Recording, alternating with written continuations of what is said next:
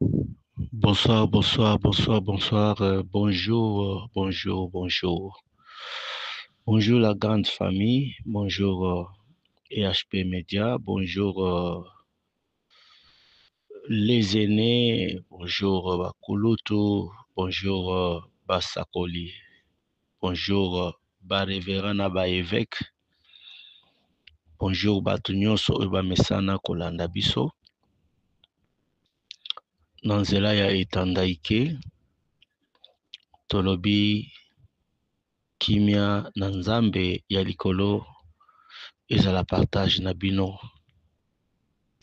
toye kaka na ndenge ya kosalela bino vraiment ba émission tokende kosala ezali bongo makambo ezotala phénomène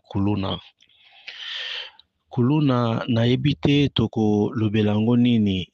Il faut to comprendre que tant tolobela makambo ya bakuluna kuluna ce n'est pas seulement un être humain.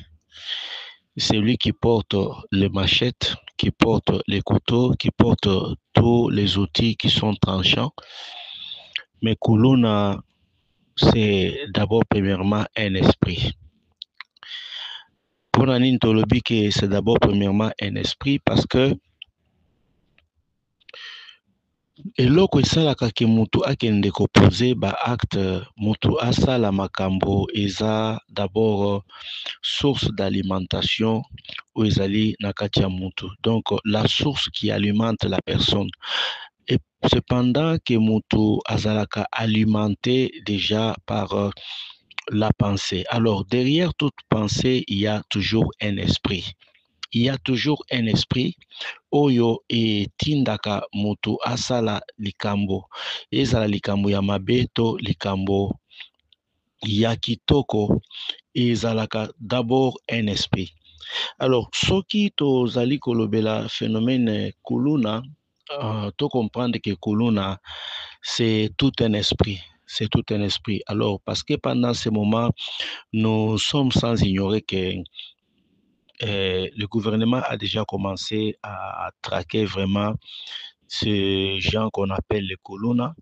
Et Belé, Bazo Kangama, Moussoso, Bazo Memama, déjà na Bisika Oizali très différents.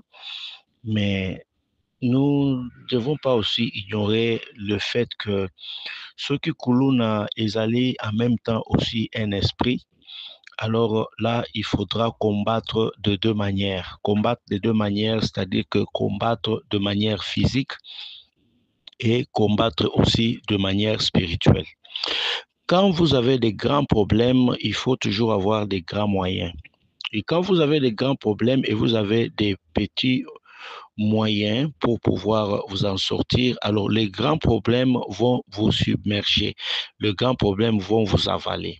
Donc, yango esalaka ke bato mususu bazalaka toujours victime ya ko écoper ba échec sur le terrain. Pourquoi? Parce que okei ko provoquer bitumba oyo elekio na makasi. Donc, tu n'as pas de moyens suffisants. Donc, quand je parle de moyens, je ne suis pas en train de parler toujours de l'argent, mais je parle de moyens comme mettant outils, ce qu'on dispose pour pouvoir nous en sortir en cas de crise, en cas d'un problème. Donc, soki bitumba oyo ozali nango ezali makasi, alors spirituellement lokape okoma makasi. Parce que soki bitumba ezali makasi, mais spirituellement oza faible, sache que oyo ezali ya makasi emelaka toujours oyo ezali ya faible. Donc c'est comme ça la loi de la jungle. Le plus fort mange celui qui est petit. Alors le plus petit, il est à la merci de ceux qui sont plus forts. Alors ezalaka bongo. Le kuluna, c'est vraiment un phénomène. Le kuluna, c'est un esprit.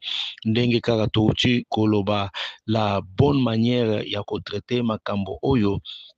Je pense que le gouvernement devrait aussi travailler, associer aussi Batu Yanzambe.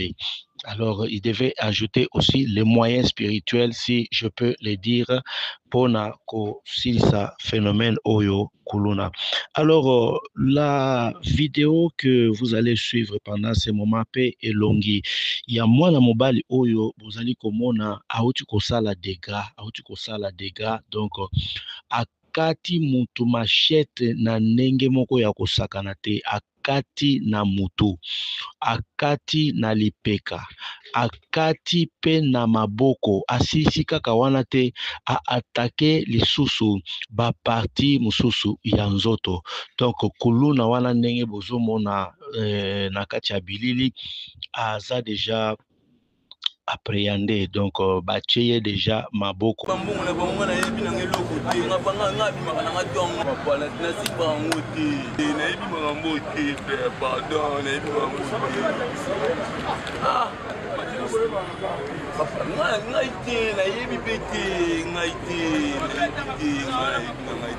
Na Beni Masengi kuluna oyo ebundaka na kati wana ye na direction Asosa ye aza général ya ekiri oyo esalaka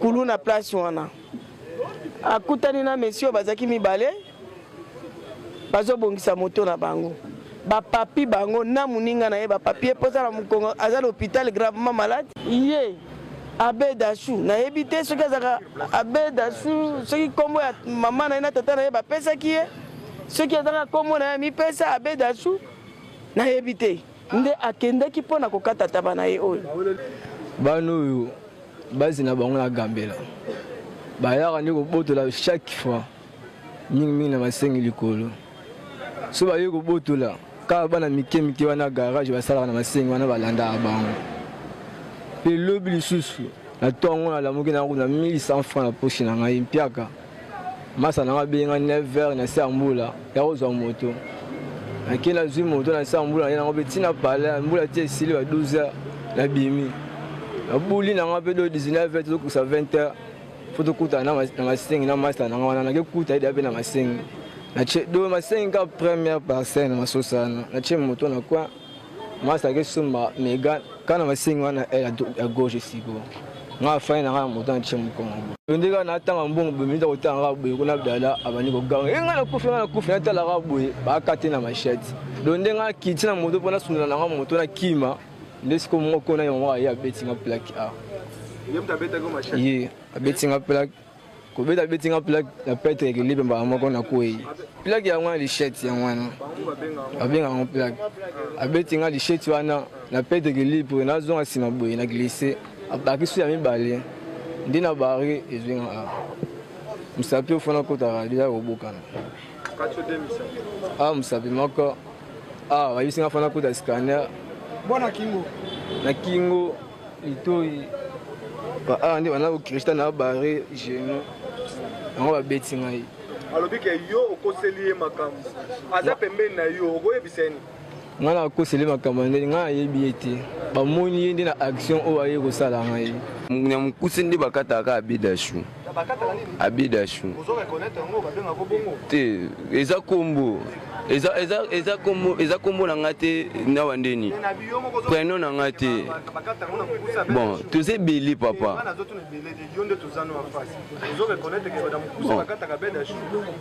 nayebi ke bakata Abedashu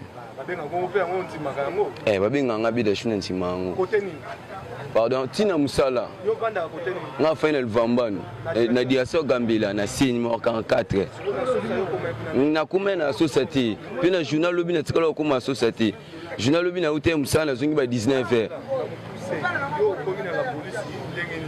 na kuma na la police bakanyinga yi lelo na souvenir vers ba 10h ubandokanga ba jeune bakanga ba jeune ebelenga pe na moni ba soda na kima kiteke yo kima mbangu na koti na lipango pona zaina nga pe soin na koti na lipango wana na fandi ba soda ba koti na kati ba biyo kimi so po nga te pe na kimi pona na koti apo na suki na ngai ne bakanga na shina ambo abimi te nazolo bande za kishina ambo abimi abiki yo batanga ko mono lobi na butu bobino to zokisaki mutu na sosa lobi na c'était papa nga lobi na sosa na mate asosati june mobimba elekele nga na fi na biso mena yaki Masengi awa vers 19h te na lobi des choses différentes na ute musala ngana zonge ba 19h kuna kolo baka bungu nandi ya musala nandi ngalupa na vina biso yana oka ndenge mo ko ya masengi kuna ikoma trop di kuna ku ana raison kuna bunda maka chaque jour kuna kuna bunda manditi nga ona lati na ngaka fardo na lati fardo mo bo yangati lebi na uti musala na yi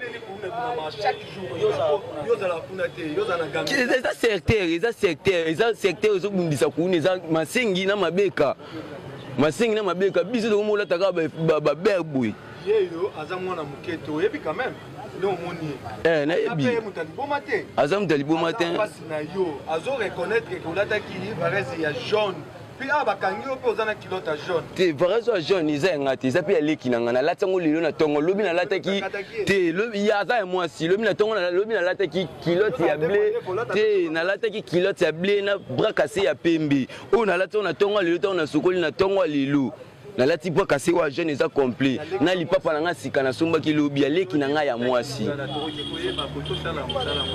ngai nga sala na nga na sayo na sala na nga loker nga vraiment loker so ki na kombo abeda shu ba bimisanga kuluna mutu tu ala kisana ba patron pardon lobi na kendaka 6h ti 17h musale sili tito sokolaka to koma awa na yaka ba 19h maki moti mbula ne bandi ngai mbula ne bandeli nga na sayo pona lala na matanga papa Alex a Croix Rouge otofani ye na sokati pona biso na ngam lala na matanga ni na longa wana vers ba 6h juste yo sambela ngai bon na kenda na église tembe to famille catholique to sambe ana lié beaucoup na biso akumu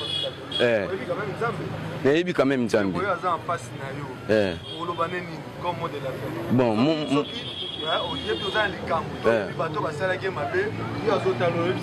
bon ye nga yebi ete to sola ndeko nga yebi ote yo pe oyebi nga te makambo esalamela olobi nga azaki te kombo etangami ya ngai me nga azaki te yo oloba okwakize nga po yo wana pasi oyo ana ngunga na nango te mais na bato basali yo bongo soki nga nazalaki justice ya leta ndenge baofilme nga na nde balati nga na machete oyo nzambe na likolo azali akataka likambo nga naso na eloko babakisa te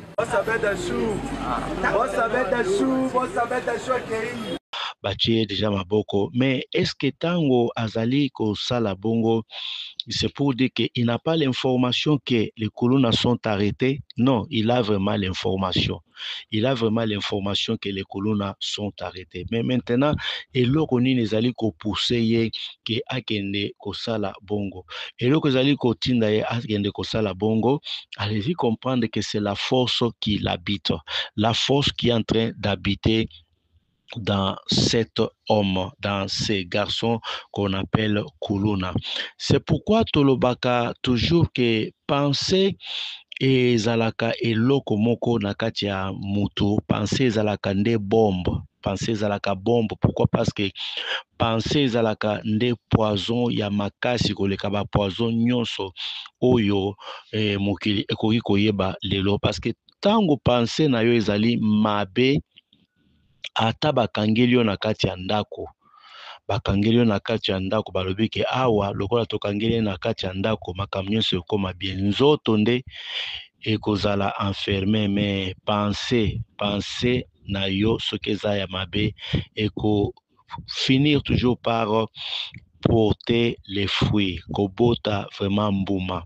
Nde yango wana tozali kotalisa ke botala bino moko na kati ya video oyo ndenge Kuluna oyo azosala makambo penza akati penza mutu kati penza sans pitié. Alors du moment où il est en train de se comporter ou d'agir de la sorte bokoloba molimo ya mawa ekei wapi esprit wana ya kibomoto ekei wapi yango to expliquer qu'il faut passer que bakuluna bakomi kosala ba mélange ya ba biloko ebele pona kokembisa to koyandukisa esprit na bango, si je peux dire comme ça dans les bons lingala, koyandukisa esprit na bango, donc bakomi kosala ba mélange mélange yango omona basali bazwi makila ya mbwa bazwi na makila ya nyau penza basangisi bameli, donc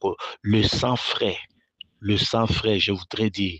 Et ça te que makila o donno le sang frais bakati penza bakomi komela babiloko nyonso wana pona nini akoma na esprit ya nyama.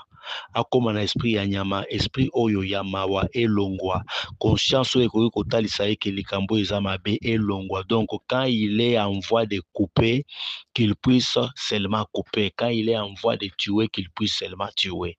Ndena yango to yaki kotalisa bino lisusu na kati ya image oyo que vous puissiez voir vous-même de quelle manière ce kuluna est coupé, hein? Et a coupé vraiment, il a blessé vraiment mutu. Nous sommes pona nini ko sakapare ko boto la mutu biloko na ye. Tana no elongi ya mwana mobali oyo, tana no elongi ya mwana mobali oyo penza elongi penza ya mutu. Tango zotala boye, vous comprenez que vous êtes face à un esprit méchant. Vous êtes face à un esprit méchant, donc un esprit qui vient de très loin, un esprit qui a pris le corps, un esprit qui s'est incarné. C'est pourquoi phénomène kuluna ata soki bakokanga ndenge nini, mais il sera toujours important aussi que tokende ko associer aussi des moyens qui sont spirituels. Pona kosilisa vraiment phénomène oyo, il faut kopikola nde na musisa, kokata kaka nzete te, mais kopikola na musisa. Bongo phénomène kuluna ekosila pe bato bakokoka kovanda na kati ya kimia. Dans cette période de festivité, yango tozali koloba ba mama ya bandeko basi oyo bobimaka ba fiere ebele, bon tolobi te pona bato oyo bazali peut-être na ba zone to na ba mboka ya musika epai wapi phénomène kuluna eza te, mais tozoloba pona ba oyo nyonso bakolanda biso awa na Kisasa. Période ya ba festivité, esa période te oluka ozwa sac soki ndenge nini osala ba fiere ebele. Donc na esika ke otambola kabitambola tambola somba biloko oyo esengeli pona yo kolia na famille na yo, pona yo kosepela na baninga, vanda esika moko, vanda esika moko. En tout cas na période ya festivité oyo bana basi eza na ba oyo bazozwa bazemi, eza na ba oyo bazo yiba bango kaka lelo eza na ba oyo bazo escroquer bango kaka na moment oyo ya festivité. Yango na lobaki na émission oyo eutaki koleka que quand vous fêtez bien tout en réfléchissant que demain aussi la vie continue. Fêtez bien tout en réfléchissant aussi que demain tu auras encore besoin de travailler. Fêtez de manière à sorte que oyeba que lobby bana ba okende classe ba fin de mois, hein, fin à mois ya ngoyo pe. Donc ozo fêter les 25 jour J moins combien pour que bayer aya kotelemela yo. Siko yo wana ozwi mbongo nyonso meli yango masanga, ozwi mbongo nyonso sisi na kindumba, kala mingi te bayer azoya wana okobata masikoyo ke ono bolo bakakendaki église soka nde oza na kati ya ndako. Donc babiloko wana eza penza bien te. Bandeko toyaki kolobela vraiment phénomène ya bakuluna bango pe bana posa ke ba fêter. Donc lolenge na bango ya ko fêter eza nde yonde vraiment poisson, gros poisson oyo okopesa bango lolenge ya kolia. Yango yo moto ozotambola na nzela yebela. Omoni mutu azolanda yo sima, omoni mutu azozala vraiment pembeni na yo, talaka pe bandeko oyo batambolaka na nzela ozofina telefone, ozotala kaka na se makambo ezoyela yo liboso ozomona te. Donc période de festivité tozala trop prudent, donc quoi que la RDC ezali déjà sous surveillance ya ba drone de reconnaissance. Drone ekoya kosunga yo te eyebisa yo ke kuluna ye wana te. Drone eza na ba makambo nango oyo ezali kosala. Donc quant à toi kozala prudent vraiment quand tu es en train de marcher et l'environnement dans lequel tu te retrouves pendant cette période de festivité. Alors kuluna ya boye na lingi na tuna mutuna moko pona bino la grande famille bolobi nini pona kuluna oyo, bolobi nini? Batumba ye kaka mbala moko ou bien balimbisa ye parce que Bible elobi bolimbisa ba ennemi na bino. Nazozela vraiment réaction na bino namona boko répondre ndenge nini. Bible elobi il faut pardonner, 77 fois 7. Alors, vous en dites quoi par rapport à ces Kuluna? Dites-nous vraiment en commentaire et partagez aussi. Partagez aussi toko sale la bino vraiment ba dédicace par rapport à ndenge bozali ko réagir. Merci beaucoup. Pesa maman mbote, pesa bana mbote, vraiment nkolo azala na bino. Bon appétit pour na ba oyo bazolia. Bon courage pe pona ba oyo bazui ya kolia te, ata lobi ekosimba lelo mela kaka mai pe ezalaka makasi. Oyebi ke mwana oyo soki nano atikala kolala nzala te akoyeba te ke salive ezalaka pe bilei. Voilà, merci à tous qui nous ont suivis et à la prochaine.